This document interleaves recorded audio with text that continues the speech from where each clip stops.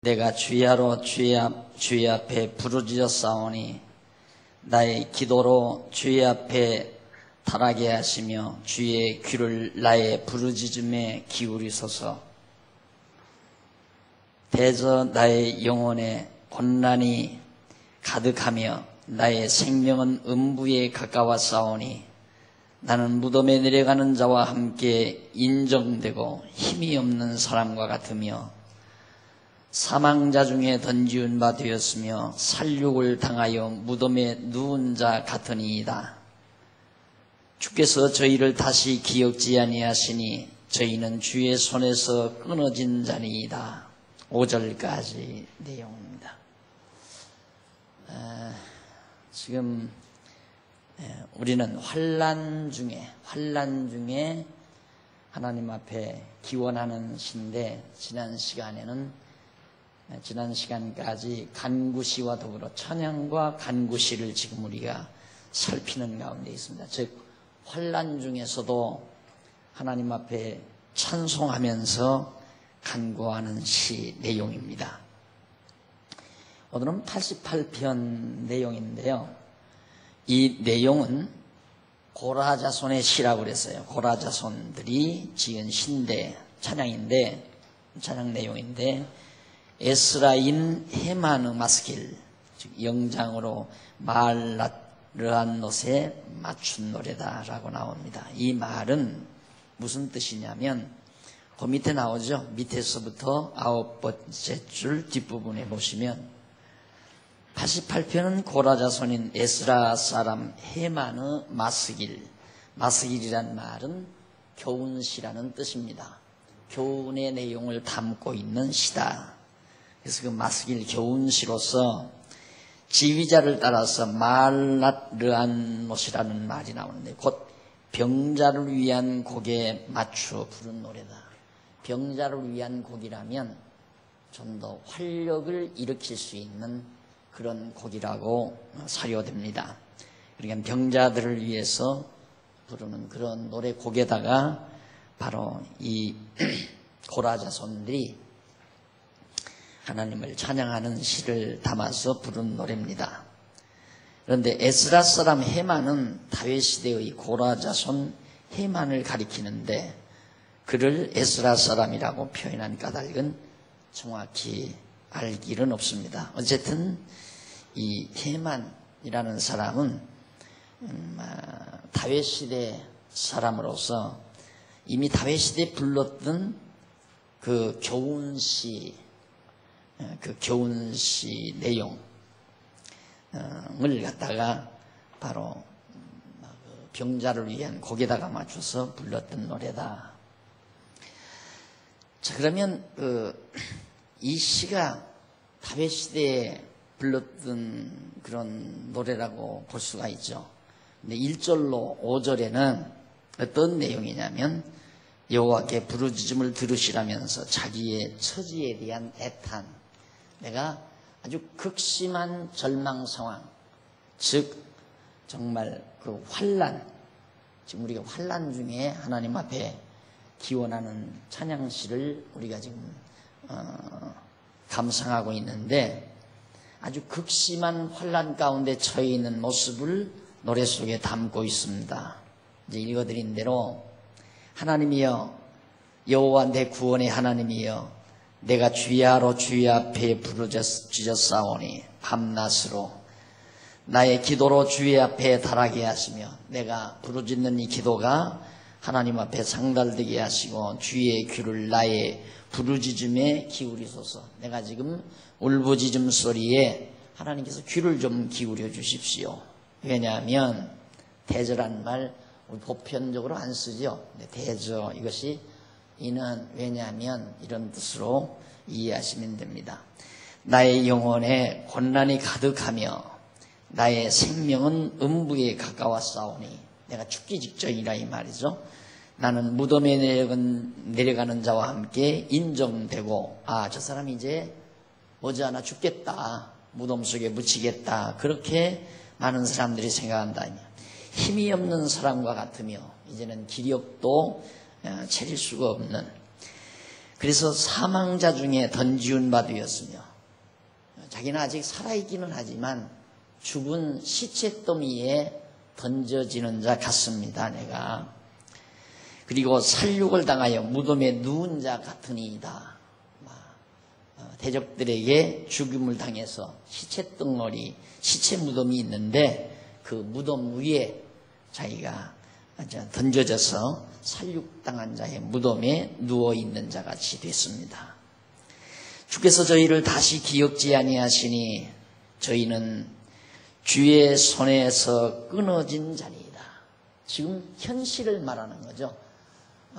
지금 이 노래는 끊어진 자, 주께서 5절에 보면 5절 뒷부분에 보면 주께서 저희를 다시 기억지 아니하시니, 다시 기억지 않는다. 그러면 소망이 없단 말로 이해할 수가 있죠. 그런데 여기 다시 기억지 않는다는 말은 지금 이제 현실 자체가 하나님께서 전혀 돌아보지 않는 그런 절망적 상황, 마치 버려진 상태처럼 돼버린 그러한 모습을 그대로 현실 상황을 노래에 담고 있는 것이 5절까지의 내용입니다. 그러니까 이처럼 하나님께서 사랑해서 택한 백성에게도 이런 극한적인 절망적 상황이 왔었을 때, 이때에 쓰러지지 않고, 그래도 하나님이 돌아보지도 않고 귀를 기울이지도 않는 그런 상황 같은 처지에서도 여전히 하나님께 매달려 간구하는 그러한 모습을 우리가 5절까지 해서 살펴볼 수 있습니다. 며칠 전에도 어느 자매님이 당분간은 교회 출석을 못할 상황입니다 라고 하는 말을 전에 듣고 제가 그런 얘기를 했습니다. 현실만 보고 살지 말아라. 어차피 우리 인간은 시간적 존재니까 현실만 보면 누구나가 현실에 의해서 절망할 수밖에 없지만 우리에게는 하나님의 언약인 미래가 반드시 있다. 애기들 나와서 노래 불렀지만 세상에 변함없는 것은 하나님의 약속뿐이다. 저 어린 입으로, 어린 애기들의 입으로 저런 노래를 부른다고 하는 것은 엄청난 복이죠. 저게 그대로 가슴 속에, 내리 속에 정말 새김만 된다면 이 세상 어떤 상황 속에도 주저앉는 법은 없습니다. 정말 땅바닥에 주저앉아 땅을 치면서 대성통곡하며 자지러지는 그런 어리석은 모습은 보이지 않고 살 수 있다는 얘기죠. 그래서 저는 가끔 그런 얘기를 합니다. 자녀들을 기를 때에 절대로 자녀들의 환경이 좋아서 어려운 일이 없도록 하는 것을 전제하고 길러서는 안 된다. 목표는 아무리 어려운 일이 다가와도 주저앉지 않는 자녀로 길러놓는 것이 최대의 재산이라는 것을 늘 저는 강조를 합니다. 혼자 내 던져놓아도 절대 쓰러지지 아니하는 그런 정말 당당함, 이런 것이 가장 큰 인생에 있어서 큰 재산이다. 왜냐하면 하나님은 우리가 한평생 사는 동안 밝은 날만 주시는 법이 절대 없거든요. 반드시 하나님께서 말씀하신 대로 권고한 날과 형통한 날을 이렇게 겸해서 하나님이 반드시 주시는데, 문제는 형통한 날이야 누가 못 살아요. 안 그래요? 형통한 날이야 누구나 살지만 문제는, 중요한 것이 권고한 날이 문제 아닙니까? 그러니까 권고한 날 당당하게 설 수 있는 자녀로 양육이 된다면 그 이상의 큰 재산은 없다, 이런 얘기입니다. 그래서 여기 지금 이 시편 기자도, 즉 에스라인 헤만이죠. 이 헤만이라는 사람이 부른 이 노래 속에도 누구나 보아도 나는 시체 덩어리에 누운 자처럼 이미 버려진 자, 죽은 자와 같이 취급해버리고 다시는 소망이 없고 하나님이 듣지도 않고 하나님은 다시 나를 일으켜주지도 않는, 기억지 아니하시는 이런 상황 속에 이미 완전히 하나님에게서는 끊어진 자가 되어 있습니다. 내가. 이런 절망적인 상황 속에서도 6절 보십시다. 6절로 9절에 보면 자기에게 주신 극한 고난에 대한 애탄을 계속해서 노래해요. 얼마나 극한적인 고난인가. 6절 3811페이지 위에서 10번째 줄 나옵니다. 6절로 9절. 고라자손이 여호와께서 자기에게 주신 극한 고난에 대한 애탄을 노래하는 내용인데, 고라자손은 주께서 자기를 깊은 웅덩이 어두운 곳 음침한데 곧 음부에 두셨다. 하나님이 아주 캄캄한 음부와 같은 상황 속에 나를 두셨다. 절망이죠. 앞이 안 보입니다. 캄캄합니다. 아무것도 보이지 않습니다. 소망이 없습니다. 이런 상황 속에 하나님께서 나를 두셨다. 주의 노가 자기를 심히 누르고 주의 모든 파도, 그 파도란 뭐냐면 진노로 주신 환난으로 자기를 괴롭게 하신다. 하나님께서 극심한 파도를 일으켜서 자기로 하여금 정신 차리지 못하게 하고 결국 음부와 같은 상황 속에 자기를 몰아넣으셨다. 그렇게 노래를 해요. 그러니까 이게 노래거든요. 그러니까 우리가 아까 사회자가 우리 인천지구는 워낙 노래를 찬송을 못한다 그러든가 못하는 거 다 알기 때문이라든가 내가 볼 때 잘하던데 못한다고 그러더래요. 근데 우리가 찬송하면 목소리, 박자, 템포 이런 것들, 고저 이런 것들을 일단 생각하잖아요. 아, 참 찬송 잘 부른다. 그래서 이게 세속적인 개념이거든요. 제가 보는 찬송은 또 성경이 말하는 찬송이란 악보도 아니에요. 음절도 아니고 박자도 아니고 그리고 목소리도 아니에요. 그냥 그 삶 자체예요. 그 모습 그대로예요. 그러니까 이 지금 해만이 극한 가난 속에서도 좌절하거나 절망하지 않고 끝까지 하나님에게로부터 주님에게로부터 끊어진 것과 같은 그런 상황 속에도 끝내 붙들고 늘어지는 그 삶의 모습, 그것이 그대로의 찬송이에요. 그 모습을 글로 표현한 것뿐이에요. 그러면 이 글이 찬송이냐, 그 삶의 그대로의 글 내용대로의 그 삶의 모습이 찬송이냐, 그 모습이 찬송이죠. 이게 찬송이 되게 한다는 말, 찬송을 부르게 하려 한다는 말보다는 찬송이 되게 하려 함이라. 오늘 우리가 하나님 앞에 찬송이 되게 한다. 하나님께서는. 그러니까 우리의 삶 자체가 또 나 자체가 그대로 하나님께 대한 찬송이다. 어떤 어려움 속에서도 쓰러지지 않고 하나님을 의지하고 버티는 그 당당함, 이것이 곧 하나님을 향한 놀라운 찬송이라는 거죠. 자, 이래서 결국 해만은 여기서 계속해서 하는 말이 주께서 자기의 아는 자, 그 아는 자란 말은 친한 동료로 자기에게서 멀리 떠나게 하시고 자기로 그들에게 가증되게 곧 미움을 받게 하셨다는 그런 뜻이에요. 그러니까 아는 자란 가까운 친지, 친구 이런 사람들이 다 떠나버렸다. 욥도 마찬가지죠. 욥이 다 떠나버리잖아요. 예수님도 마찬가지입니다. 죽음에 이르니까요. 제자들 다 떠나버리잖아요. 전부 다 떠난다. 이 극한적 상황. 여러분 망해보신 분은 알잖아요. 하루아침에 어느 날 전화통에 벨소리가 들리지 않습니다. 아무도 찾는 이가 없습니다. 찾아주는 자도 없습니다. 그게 내가 지금 극한적 상황에 몰려있구나. 망하고 나면 권력 가진 사람들이 그러잖아요. 권력을 현직에 있을 때는 막 전화통이 불똥이 떨어지고 명절 때문에 문전성시가 이루어집니다.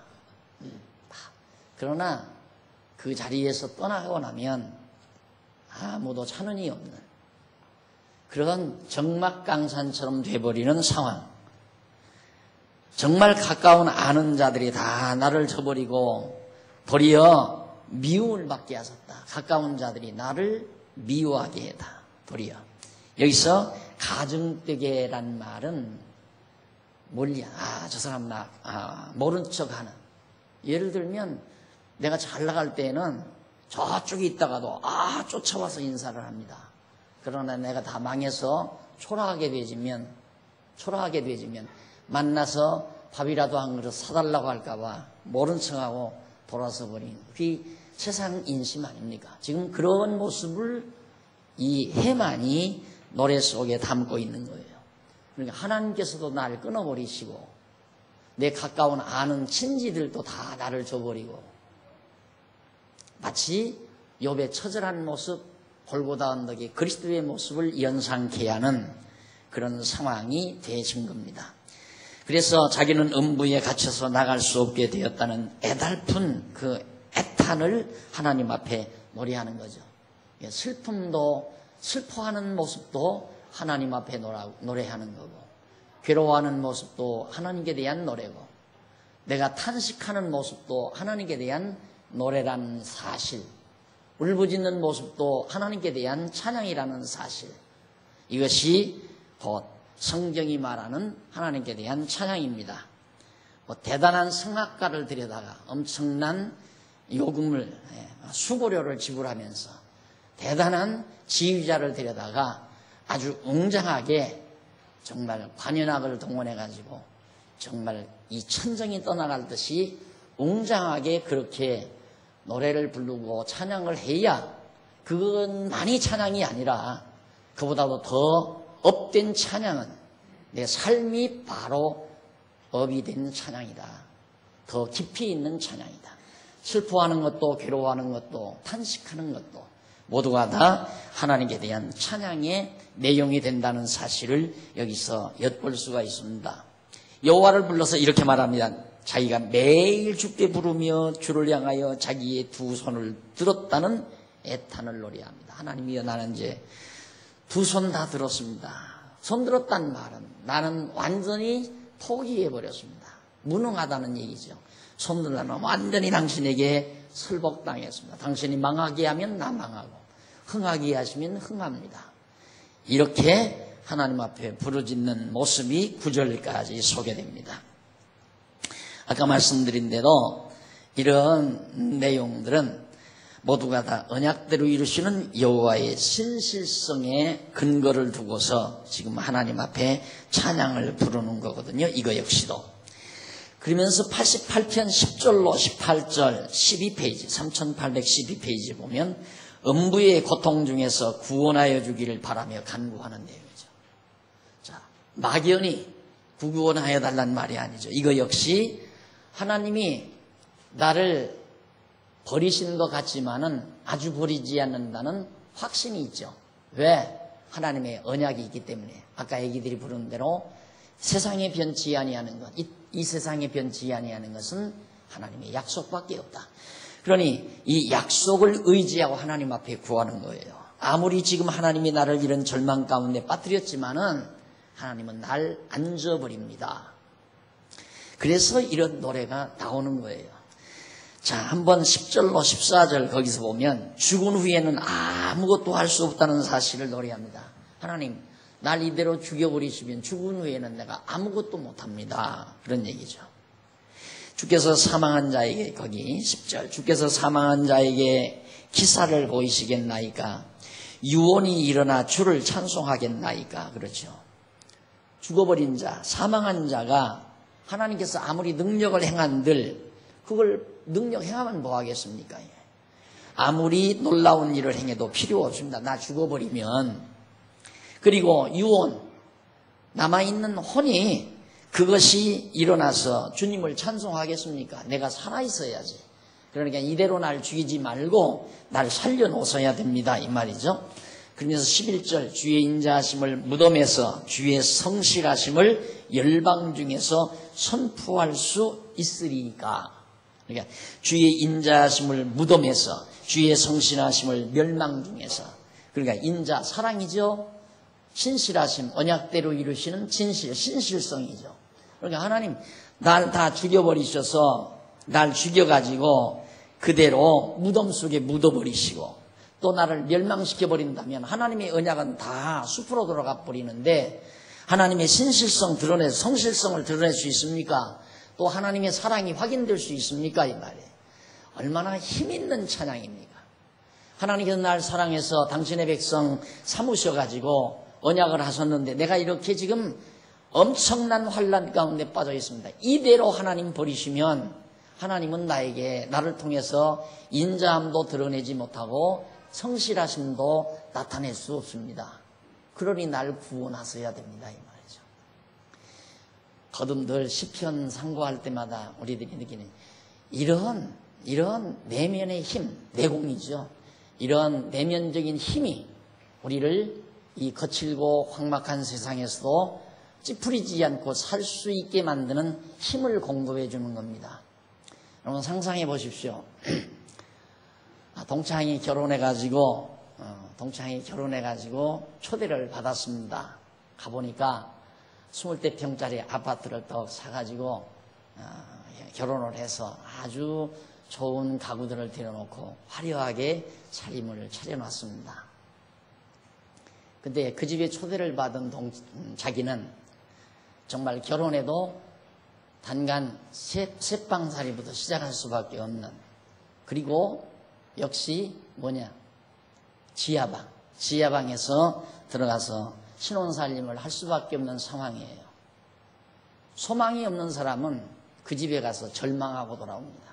친구 초대를 받아가지고 가서 절망하고 돌아옵니다.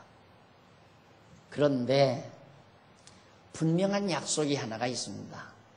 그 분명한 약속은 뭐냐면, 너희들이 이제부터 결혼해서 지하방에서 살림을 살지만 내가 너희들이 아이를 낳고 아이를 기를 무렵이 되면은 반드시 내가 35평짜리 아파트를 사서 너희 앞으로 제공해 주마 하는 시아버지의 약속이 분명히 있습니다. 그 약속을 받은 며느리는, 약속을 받은 이제 신부감은 아직 결혼 안 했지만 아무리 25평짜리 아파트에 가서 잘 차려놨다 할지라도 절망하지 않습니다. 지금 상황은 이제 결혼해서 지하방으로 들어갈 수밖에 없는 상황이지만 아이 낳아서 기를 무렵에는 시아버지의 약속 때문에 가서 얼마든지 밝은 얼굴로 같이 기뻐해주고 같이 축하해주고 같이 살림살이를 보면서 너무너무 좋다, 예쁘구나, 아름답다 이럴 수 있습니다. 그러나 그런 약속이 없는 사람이라면 보기도 싫을 뿐만 아니라 아무리 예쁜 가구라 할지라도 믿게만 보이게 돼 있고 속만 상하게끔 돼 있는 겁니다. 틀림없는 인간의 심리 아닙니까? 그러듯이 우리는 하나님의 영원한 약속 분명히 있습니다. 그 약속이 35평 아파트에 비길 수 있겠습니까? 그걸 우리가 놓치는 한 그리스도인으로서의 삶은 저급할 수밖에 없습니다. 늘 속상해야 하고 늘 남을 미워해야 하고 좌절해야 하고 절망을 겪어야 하고 남을 시기하고 질투하고 마음에 평안함이 없습니다. 함께 즐길 수 없는 상태에 있습니다. 사람이 정말 같이 기뻐한다는 것, 상대가 좋은 일이 있을 때 같이 기뻐하고 상대가 나쁜 일이 있을 때 같이 슬퍼한다는 것처럼 강한 자가 없습니다. 가장 강한 자입니다. 상대가 좋아할 때 같이 좋아한다는 것, 강하기 때문에 좋아하는 겁니다. 상대가 슬퍼할 때 같이 슬퍼하는 것도 강하기 때문에 같이 슬퍼할 수 있습니다. 약자는 상대가 기뻐하면 내가 속상합니다. 상대가 슬퍼하면 내가 기뻐합니다. 이것이 비열한 약자의 태도입니다. 이게 어디서 나오는가? 하나님의 사람들은 하나님의 엄연한 이 세상 그 무엇과도 비길 수 없는 가치로운 언약, 약속이 분명하게 있습니다. 변함없이 반드시 이루어 주실 하나님의 언약이 있기 때문에 우리는 가장 강한 자의 삶을 살 수 있기에 형제가 기뻐하면 함께 기뻐하고 형제가 슬퍼하면 함께 슬퍼할 수 있는 강한 자의 모습으로 세상을 살아갈 수 있는 특권을 가질 수가 있다는 얘기입니다. 지금 이 해마는 그런 믿음에서 하나님의 약속을 분명히 믿는 믿음에서 이렇게 노래하고 있는 겁니다. 자, 그러면서 해마는 그 12절 흑암 중에서 주의 기사와 이즈무 땅에서 주의 의를 알 수 있으리가 그러죠. 12절에 보면 흑암 중에서 주의 기사와 놀라운 일, 주님의 놀라운 일, 캄캄한 데서 멸망 가운데서 주의 기사와 이즈무 땅에서 이미 하나님께서 다 버려진 땅에서 주의 의를 알 수 있으리가. 이미 다 버려버리면 하나님께서 정말 신실하신지 하나님께서 정말 인자하신지 그걸 어떻게 압니까 이 말이에요. 하나님이 인자하심을 사랑하신다는 것을 확인해 주셔야 되고 하나님이 성실하시다는 사실을 확인해 주셔야 우리가 알 거 아닙니까 이 말이에요. 그러면서 13절 여호와여 오직 주께 내가 부르짖었사오니 아침에 나의 기도가 주의 앞에 달하리이다. 여호와여 어찌하여 나의 영혼을 버리시며 어찌하여 주의 얼굴을 내게 숨기시나이까. 마치 예수 그리스도께서 겟세마네 동산에서 아버지여 아버지여 어찌하여 나를 버리시나이까 하는 심정이죠. 하나의 그 모형이에요. 그림자예요. 해만이 이 노래는 장차 오셔서 정말 하나님께 버림받으실 그리스도의 모습을 모형적으로 예표적으로 노래하는 하나의 예언시입니다. 물론 그 당시에 이스라엘 백성들도 그렇게 고난 가운데 빠져 있었지만은 그런 이스라엘의 고난은 이스라엘 민족 택한 백성의 고난은 택한 자손으로 선택된 자손으로 오실 예수 그리스도의 고난에 대한 모형과 그림자와 예표로서의 사실임을 우리가 알 수 있죠. 그래서 15절로부터 18절 미스프린트입니다. 밑에서 세 번째 줄 13절이 아니라 15절입니다. 15절로부터 18절에 보면 고라자손이 여호와께로부터 당하는 극심한 환난 중에서 부르짖는 간구를 노래하는 내용이죠. 15절 한번 보십시다. 15절에 보면 내가 소시부터 곤란을 당하여 죽게 되었사오며 주의 두렵게 하심을 당할 때 황망하였나이다. 주의 진노가 내게 넘치고 주의 두렵게 하심이 나를 끊었나이다. 이런 일이 물같이 종일 나를 애우며 함께 나를 둘렀나이다. 주께서 나의 사랑하는 자와 친구를 내게서 멀리 떠나게 하시며 나의 아는 자를 흑암에 두셨나이다. 다 내 곁을 다 떠나게 하시고 어려서부터 소시부터 이스라엘 백성 택한 백성의 모습이죠. 처음 애굽에 가서 야곱의 후손들이 애굽에 가서 살 때 아직 이스라엘 민족 국가가 이루어지지 아니한 어린 시절, 이스라엘의 어린 초기 시절, 국가 형성 시절, 그때 애굽에서 400년 동안 모진 시련과 역경을 겪었지 않았습니까? 모진 핍박, 학대, 노예로서의 모든 고통, 이것 당하며 다 살았다. 그리고 하나님께서 이스라엘 백성을 얼마나 모진 상황 속으로 늘 몰아가는지 모릅니다. 사실 이스라엘 민족사를 보면 고난의 역사예요. 초기 국가 형성 시대에 400년, 500여 년간 또 뿐만 아닙니다. 가나안 땅 들어 사사시대까지 완전히 고난으로 점철된, 물론 반짝반짝 밝은 날이 있었습니다. 사사시대에. 그러다가 이제 다윗과 솔로몬 왕국 시대에 80년 동안 그때가 가장 밝은 시대였습니다. 평화롭고 풍요로웠던 시대, 대적도 쳐들어오지 않고 아름다운 시대였습니다. 그 뒤로 나라가 갈라지면서 이방민족의 침입이 끊임없이 계속되는 그런 상황 아니었습니까? 그렇게 택한 백성이 고난을 주고, 그래도 그것도 모자라서 바벨론으로, 아수르로 다 끌려가가지고 오랜 동안 북쪽 이스라엘은 100여 년이 넘는 세월, 남쪽 유다는 70여 년 동안 바벨론 포로민으로서 살아가도록 하나님께서 시련을 주시는 하나님. 그런 정도 되면요, 너희 하나님이 어디 있느냐? 이방인들이 얼마든지 조롱할 수 있잖아요. 너희가 섬기는 하나님이 어디 있느냐? 맞아, 우리가 섬기는 하나님은 엉터리야 하고 다 포기할 만하잖아요. 그런데도 지금까지 붙들고 있잖아요.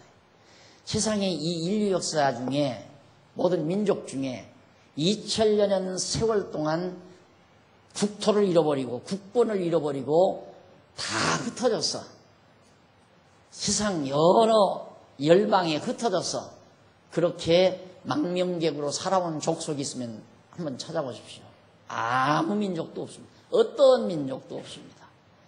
그렇게 극심한 고난을 하나님께서 이스라엘 민족에게 줬는데도 여전히 지금도 그들은 시오니즘 사상에 막 정리가 돼가지고 흔들림 없이 살아갑니다.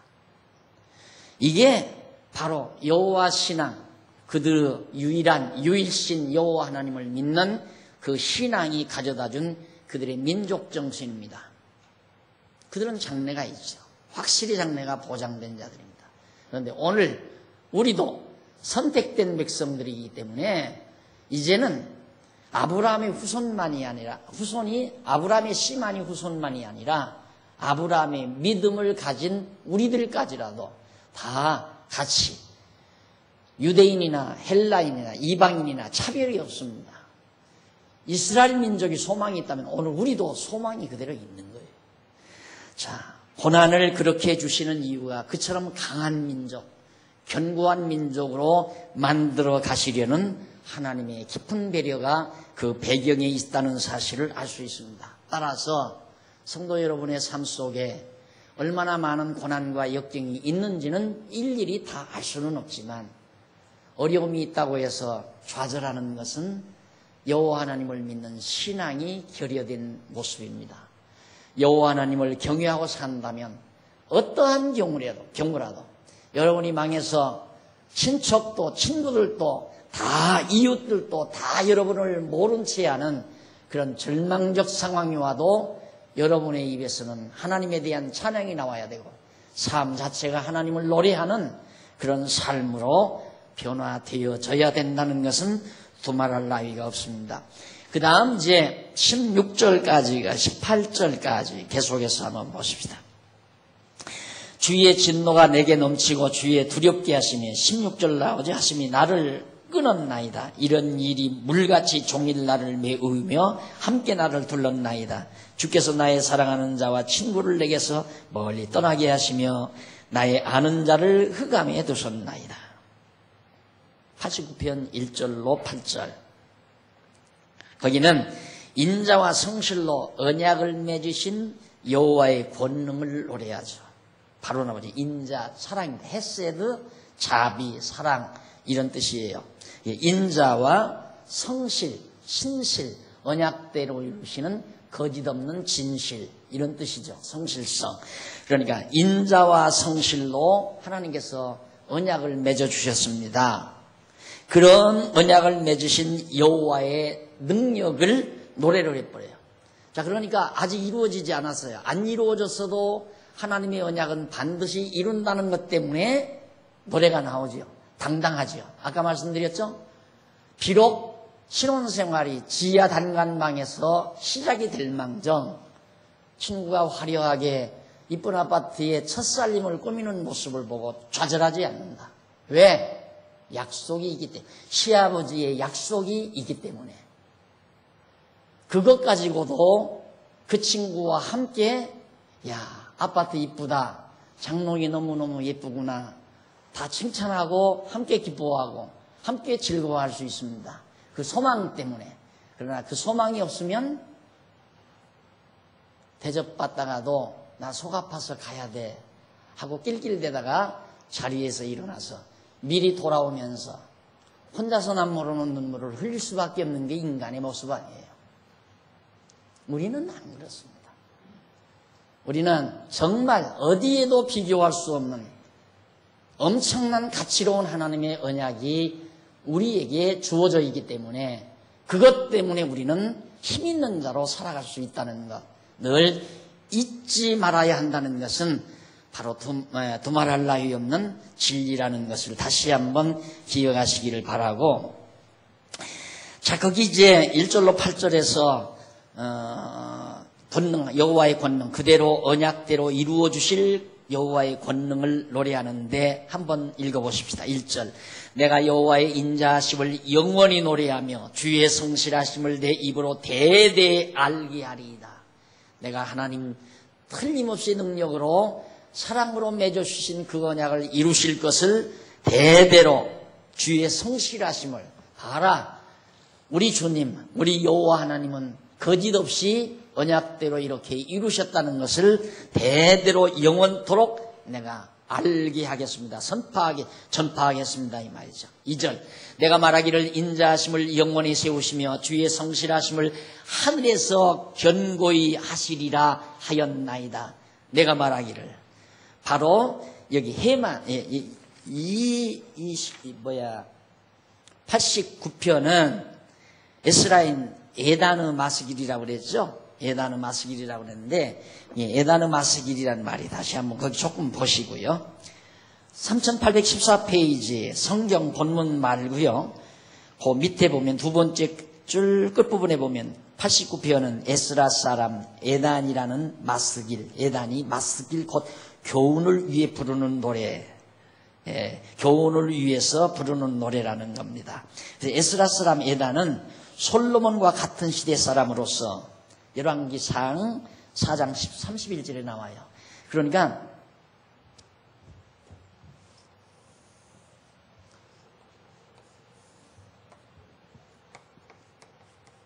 다윗이고요. 이 시대 에단 이때는 실상 고난이 없었잖아요. 솔로몬 왕 때 다윗 후기로부터 다윗 때로부터 솔로몬 왕 때는 완전히 통일천하였어요. 유대제국이라고 해도 말이에요. 과언 아니에요. 주변 나라들이 감히 쳐들어올 수가 없고 주변 국가에서 완전히 모든 조공이 들어오잖아요. 막 재물이 막 몰려 들어오는 거예요. 그러니까 정말 모든 백성들이 풍요롭게 영화를 누리면서 사는 시대인데 에단은 왜 그렇게 고난의 노래를 고난받는 상황 속에서 하나님의 언약을 노래하고 있을까? 장차 민족에게 다가올 그런 순환을 내다보면서 노래하는 예언시라고 볼 수 있습니다. 그리고 솔로몬 왕이 죽은 후 이스라엘이 분열될 당시에 이 노래를 부르는 것으로, 자, 여기에서 나라가 이제 두 쪽으로 갈라지잖아요. 이 당시에 이 89편 노래를 부르는 것으로 짐작이 됩니다. 자, 그럼 1절로 4절 아까 제가 읽어드렸죠? 거기 보면 인자, 그 다음 성실, 자주 나오는 얘기입니다. 헤세드, 에모나 이런 말들, 이게 다 모두가 다 언약과 밀접하게 관계 있는 하나님의 속성입니다. 인자성, 자비성이죠. 그 다음 성실성, 하나님의 큰 5대 속성 가운데 들어가는 내용들이에요. 중요한 단어들입니다. 5절로 8절에 보면 다윗에게 언약을 맺으신 여호와의 능력에 대해서 찬양을 하는 노래입니다. 자, 에단은 언약대로 이루시는 여호와를 향해서 그 5절 보십시다. 5절 보면 여호와여 주의 기사를 하늘이 찬양할 것이요 주님의 기사를 그리고 주의 성실도 거룩한 자의 회중에서 찬양하리이다.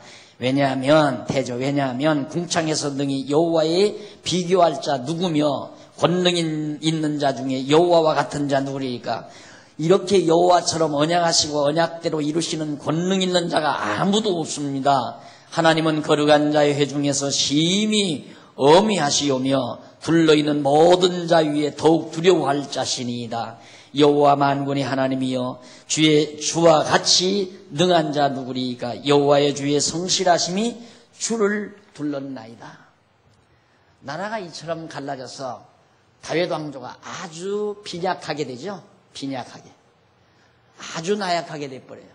10지파 반이 다 반역하고 나가버리고 한 지파 반 겨우 남아서 유다지파 중심으로 초라하게 만들어진 상태에서 바로 이 에단은 하나님의 언약을 붙들고 찬양하는 내용이라고 여겨집니다.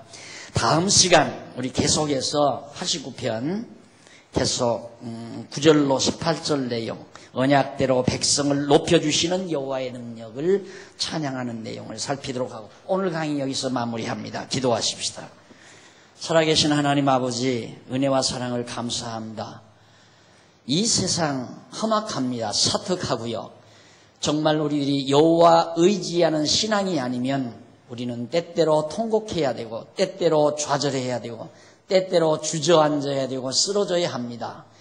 정말 시체 더미에 누워 있어야 할 상황과 같은 상황이 우리의 일평생 동안 얼마나 많은지 알 수 없는 것이 고통 많은 현실입니다. 아버지 하나님, 오늘 이제 이 시편을 감상한 사랑하는 귀한 종들, 마음속 깊이 살아계신 여호와 하나님을 의지하고 우리에게 베풀어 주신 약속을 분명히 붙들고 어떠한 경우도 함께 기뻐하고 함께 슬퍼할 줄 아는 강자들이 다 되도록 주님 인도해 주시옵소서.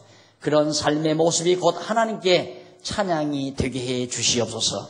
예수님 이름으로 기도드립니다. 아멘.